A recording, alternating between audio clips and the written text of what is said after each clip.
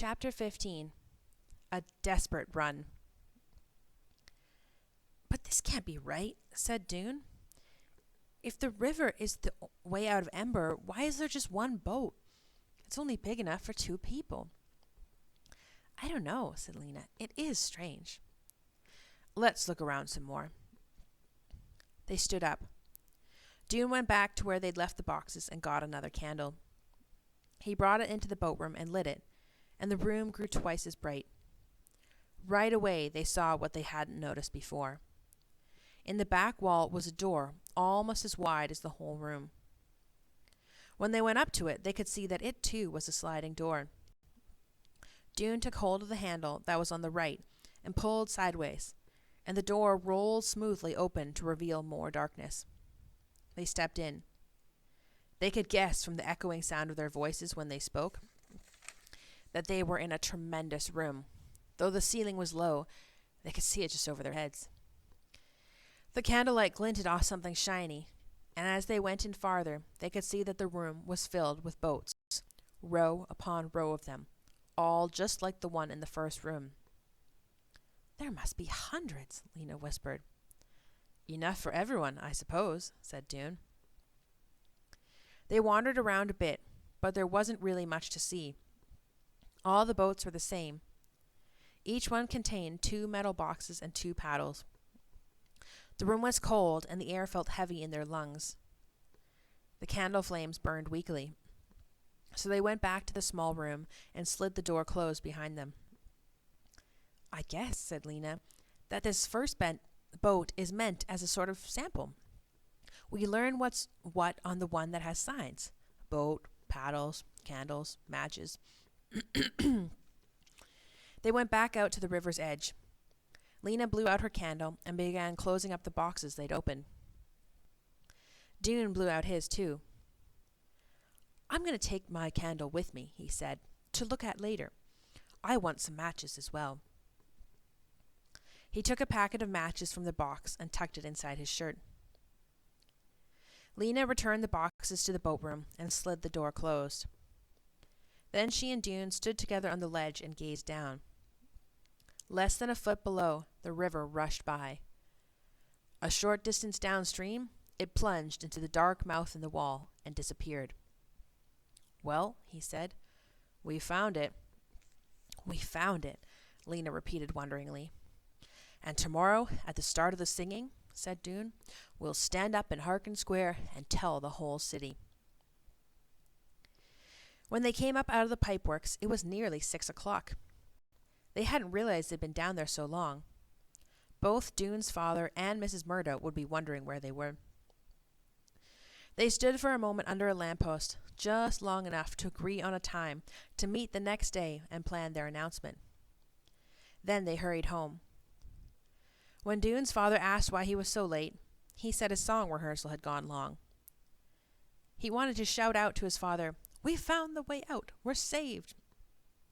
But he held himself in for the sake of his moment of glory. Tomorrow, when his father saw him on the steps of the gathering hall, he would be so overcome with surprise and pride that he would go weak in the knees, and the people standing next to him would have to catch him and hold him up. And the announcement about the thieving mayor. That would probably happen tomorrow, too. Dune had almost forgotten it in the excitement of finding the boats. The mayor's arrest and the city's rescue, both at once. It was going to be an amazing day. Racing thoughts kept Dune awake almost until morning. The day of the singing was a holiday for the entire city. All the stores and other businesses were closed. This meant that Dune didn't have to go to the pipeworks. His father didn't have to go to his shop either, but he was going to go anyway. If he wasn't in his shop fussing with his merchandise, he didn't know what to do with himself. Dune dawdled over his breakfast of carrot sticks and mashed turnips, waiting for his father to go. He wanted to get ready for the journey down the river. They probably wouldn't leave for a few days. He and Lena would make their announcement tonight, and people would need time to get organized before they could leave the city. But he was too excited to sit around doing nothing. As soon as his father left, Dune slipped the case off his pillow. This would be his traveling pack. He put in the candle and the matches. He put in the key he'd borrowed from the pipeworks office. He put in a good-sized piece of rope that he'd found at the trash heaps and had been saving for years, and a bottle for water. He put in an ancient folding knife that his father had given him, which had come down through generations of his family, and which he used to chop off his bangs when they got so long they tickled his eyelids. He put in some extra clothes in case he got wet, and some paper and a pencil, so that he could write a record of the journey. Along with these things, he crammed in a small blanket, it might be cold in the new city, and a packet of food. 6 carrots, a handful of vitamins, some peas and mushrooms wrapped in a lettuce leaf, 2 boiled beets, and 2 boiled turnips. That should be enough. Surely, when they got to where they were going, the people who lived there would give them something to eat. He tied the top of the pillowcase in a knot, and then he untied it again. He might want to add something else. He stood in the middle of the apartment and looked around at the jumble of stuff. There was nothing else here that he wanted to take with him. No, there was one thing. He went back into his room. From beneath his bed, he pulled out the pages of his bug book. He leafed through it. The white spider. The moth with the zigzag pattern on its wings. The bee, striped brown and yellow on its rear end. He looked at his drawings for a long time, memorizing their beauty and strangeness. Tiny fringes of hair, minute claws, jointed legs. Should he take this with him? There might not be creatures like this where they were going. He might never see such things again. But no, he'd leave it behind. His pack should be small and light. He put the bug book back under his bed and pulled out the box where he kept the green worm. He drew back the scarf to check his captive one more time. Several days before, the worm had done a curious thing. It had wrapped itself up in a blanket of threads. Since then, it had hung motionless from a bit of cabbage stem. Jeanne had been watching it carefully. Either it was dead, or it was undergoing the change that he'd read about in a library book, but could hardly believe was true. The change from a crawling thing to a flying thing. So far, the bundled-up worm had shown no signs of life. But now he saw that it was wriggling. The whole wrapped-up bundle, which was shaped like a large vitamin pill, bent slightly from side to side, then was still, then bent back and forth again. Something was pushing at the top end of it, and in a moment the threads there split apart and a dark furry knob emerged. He watched, holding his breath. Next came 2 hair-like legs, which clawed and plucked at the blanket. In a few minutes the whole creature was out.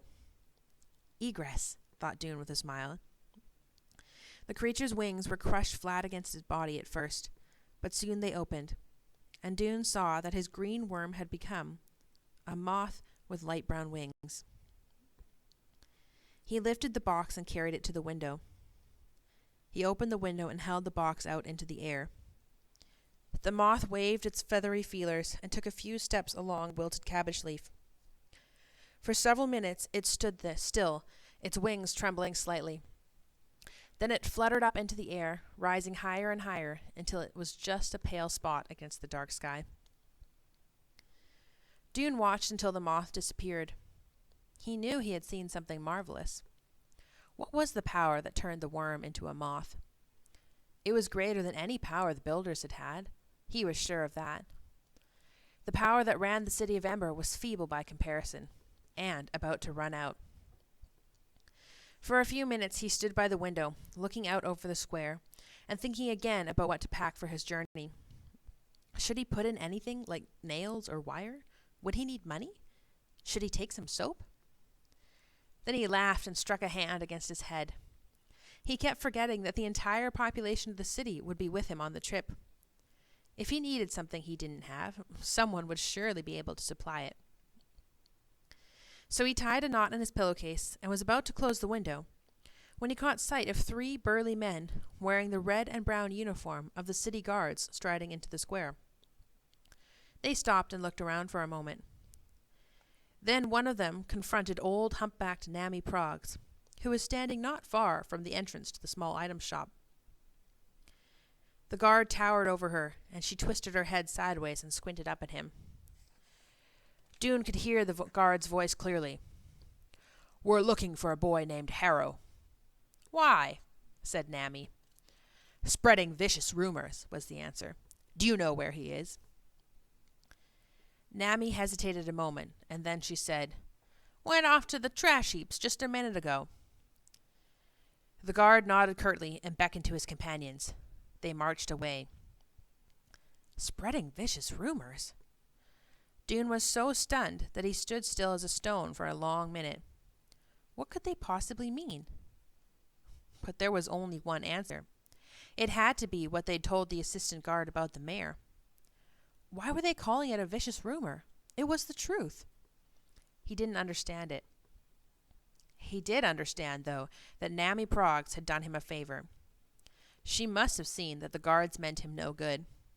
She had protected him, at least for the moment, by sending the guards to the wrong place. Dune forced his mind to slow down and think. Why did the guards think he and Lena were lying? Obviously, they hadn't investigated the room in Tunnel 351. If they had, they'd have known he and Lena were telling the truth. He could think of only one other possibility. The guards, at least some of them, already knew what the mayor was doing. They knew about it and wanted it to stay a secret. And why? It was clear. The guards, too, were getting things from the storerooms. It had to be the answer. For a moment, the fear he'd felt when he saw the guards was replaced by rage. The familiar hot wave rose in him, and he wanted to grab a handful of his father's nails or pot shards and throw them against the wall. But all at once he remembered. If the guards were after him, they'd be after Lena, too. He had to warn her. He dashed down the stairs, his anger turning into power for his running feet. After discovering the room full of boats, Lena had come home to Mrs. Murdo's with the sound of the river still in her ears. It was like a huge, powerful voice roaring at the top of its lungs. Deep inside herself, Lena felt an answering call, as if she too contained a drop of the same power. She would ride on the river. She could hardly believe it. And it might take her to the shining city she had dreamed of. Or it might drown her. What she had imagined before, the smooth, gently sloping path leading out, now seemed childish. How could the way into a new world be so easy? She dreaded going on the river, but she was ready for it too. She longed to go. She slept that night in the beautiful blue-green room, in the big lumpy bed with Poppy next to her. She felt safe here. Mrs. Murdo came in and tucked her covers around her. She sat on the edge of the bed and sang an old little song to Poppy. Something about rock-a-bye baby in the treetops. What are treetops? Lena asked, but Mrs. Murdo didn't know. It's a very old song, she said. It's probably nonsense words. She said good night and went out into the living room, where Lena could hear her humming quietly as she tidied up. She was so orderly. She never left her stockings draped over the back of a chair, or her sewing spread out all over the table. Lena closed her eyes and waited for sleep. But her thoughts kept tumbling around. So much was going to happen tomorrow. The whole city would be in an uproar. People would stream down to the pipeworks to see the boats. They'd be excited, shouting and laughing and crying, packing up their belongings and surging through the streets. If they couldn't all fit into the boats, there would be fights. Some people might get hurt. It was going to be a mess. She'd have to keep her little family close around her. Poppy, Mrs. Murdo, and Dune. And perhaps Dune's father and Clary. Through it all, she would hold tight to Poppy so no harm could come to her. It seemed she had barely closed her eyes when she felt Poppy's hard little heels banging against her shins. "Time to get up! Get up!" Poppy chirped. She got out of bed and dressed herself and Poppy. In the kitchen, Mrs. Murdo was mashing potatoes for breakfast. How lovely, Lena thought, to have breakfast cooked for her, to hear water bubbling in the pot, and to find a bowl and a spoon set out on the table, and vitamins lined up neatly beside a cup of beet tea. I could live here forever, Lena thought, before she remembered that in a day or two they would all be leaving. There was a sudden banging on the front door. Mrs. Murdo dried her hands and went to answer it. But before she'd taken 3 steps, the banging came again. I'm coming, Mrs. Murdo cried. And when she opened the door, there was Dune. His face was flushed, and he was breathing hard. He had a bulging pillowcase slung over his shoulder. He looked past Mrs. Murdo to Lena. I have to talk to you, he said, right now. But he threw a doubtful glance at Mrs. Murdo. Lena scrambled up from the table. In here, she said, towing him toward the blue-green room. When she had closed the door, Dune told her what had happened. They'll come for you, too, he said, any minute. We have to get out of here. We have to hide from them. Lena could hardly make sense of what he was saying. They were in trouble? Her legs went shaky at the knees. Hide, she said. Hide where? We could go to the school. No one would be there today. Or the library. It's almost always open, even on holidays. He hopped impatiently from foot to foot. But we have to go fast. We have to go now. They have signs up about us all over the city. Signs? Telling people to report us if they see us. Lena felt as if a swarm of insects was inside her head, buzzing so loudly she couldn't think. How long do we have to hide? All day? I don't know. We don't have time to think about it. Lena, they could be outside the door this minute. The urgency in his voice convinced her. On the way through the living room, she gave Poppy a quick kiss and called, Bye, Mrs. Murdo. We have some emergency work to do. If anyone comes asking for me, say I'll be back later. They ran down the stairs before Mrs. Murdo could ask any questions. Once in the street, they ran. Where to? Lena said. The school, Dune answered. They took Greystone Street, staying within the shadows as much as they could. As they passed the shoe shop, Lena saw a white piece of paper stuck up on the window. She glanced at it, and her heart gave a wild jump. Her name and Dune's were written on it in big black letters. Dune Harrow and Lena Mayfleet, wanted for spreading vicious rumors. If you see them, report to Mayor's chief guard. Believe nothing they say. Reward. She snatched the poster off the window, crumpled it up, and tossed it into the nearest trash can. In the next block, she tore down 2 more, and Dune ripped one off a lamppost. But there were too many to get them all, and they didn't have time to waste. They ran faster. On this holiday, people slept late, and because the stores were closed, the streets were nearly empty.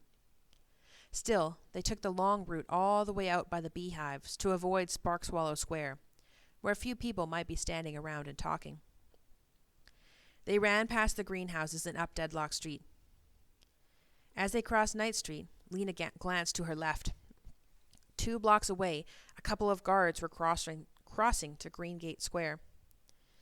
She tapped Dune's shoulder and pointed. He saw, and they ran faster. Had they been noticed? Lena thought not. They would have heard a shout if the guards had seen them. They got to the school and went in through the back door. In the wide hallway, their footsteps echoed on the wooden floor. It was strange to be here again, and to be here alone, without the clatter and chatter of other children. The hallway with its 8 doors seemed smaller to Lena than it had been when she was a student, and shabbier. The planks of the floor were scuffed gray, and there was a cloud of finger smudges around the doorknob of every door.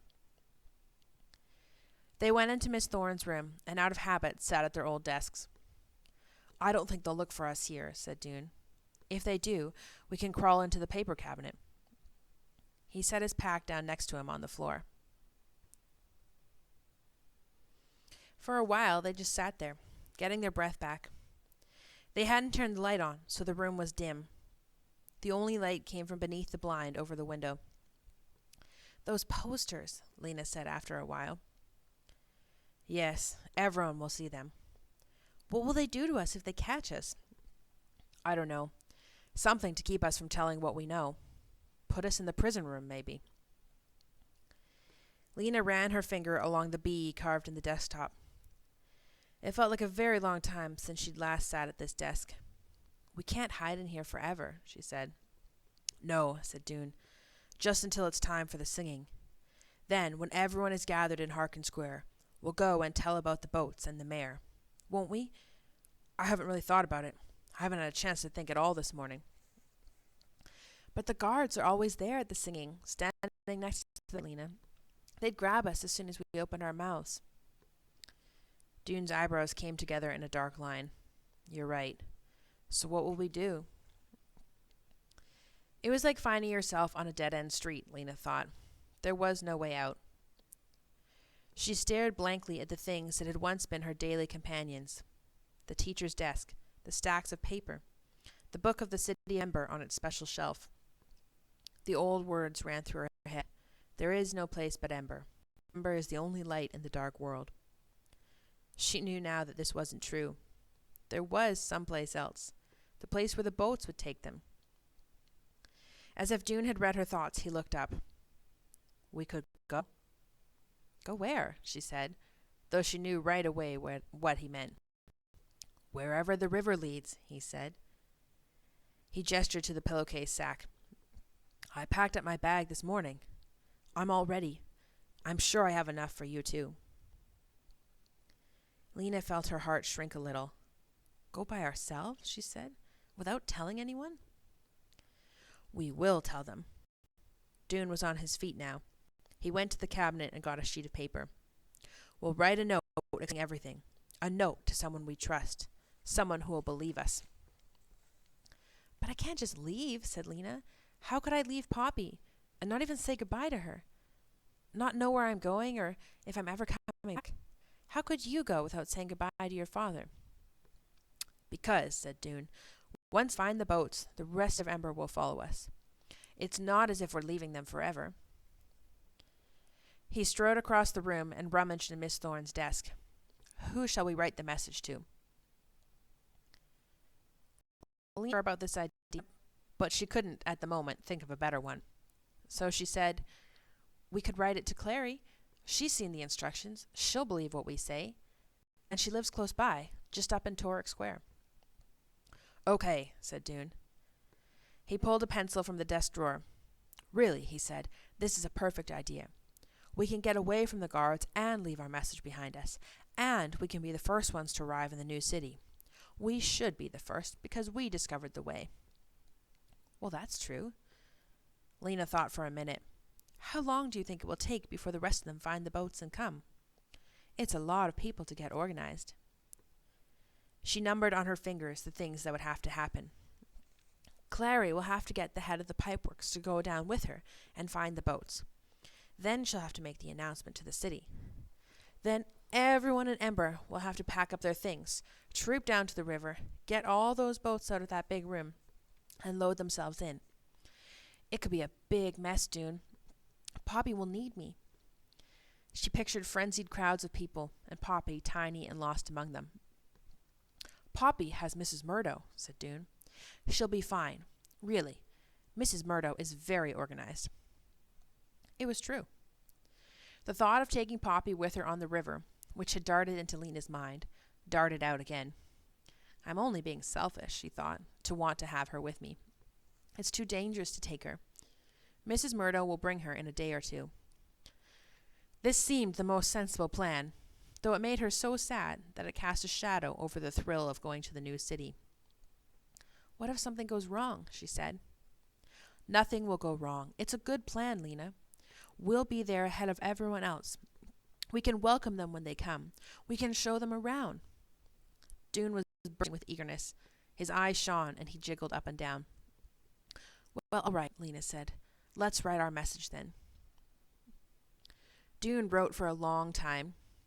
When he was finished, he showed what he'd written to Lena. He'd explained how to find the rock with the E, how to go down to the boat room, even how to use the candles. It's good, she said. Now we have to deliver it. She paused a moment to see if she had any courage inside her. She found that she did, along with sadness and fear and excitement. I'll deliver it, she said. I'm the messenger, after all, and I know back ways to go where no one will see me. An idea struck her. Dune, maybe Clary will be home. Maybe she would keep us safe and help us tell what we know, and we won't have to leave right now. Dune quickly shook his head. I doubt it, he said. She's probably with her singing group, getting ready. You'll just have to leave the note under her door. Lena could tell from his tone of voice that Doone didn't really want Clary to be home. She supposed he had his heart set on their going down the river by themselves. Doone glanced up at the clock on the schoolroom wall. It's a little after 2, he said. The singing begins at 3. After that, everyone will be in Harkin Square, and the streets will be empty. I think we can get to this pipeworks safely then. Why don't we leave about 3:15? You still have the key? Doone nodded. So, after I've delivered the note to Clary, I'll come back here, said Lena. Yes, and then we'll wait until 3:15, and then we'll go. Lena got up from the cramped desk and went to the window. She moved the blind a little and peered out. There was no one in the street. The dusty schoolroom was very quiet. She thought about Doone's father, who would be frantic when he saw his son's name on those posters, and then realized later that Doone had disappeared. She thought about Mrs. Murdo, who might already have seen the posters, and would be frightened if the guards came looking for Lena, and terrified if Lena didn't come home by nightfall. She tried not to think about Poppy at all. She couldn't bear it. Give me the note, she said to Doone at last. She folded the piece of paper carefully and put it in the pocket of her pants.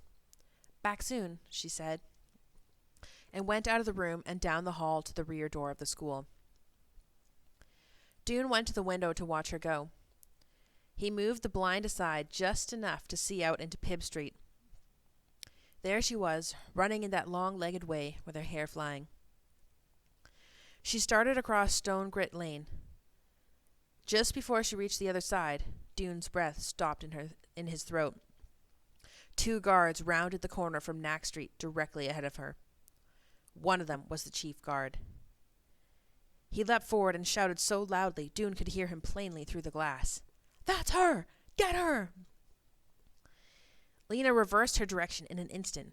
She raced back down Pibb Street, turned down School Street toward Bilbolio Square, and vanished from Doone's sight. The guards ran after her, shouting. Doone watched, sick with horror. She's much faster than they are, he told himself. She'll lose them. She knows places to hide. He stood frozen next to the window, hardly breathing. They won't catch her, he thought. I'm sure they won't catch her.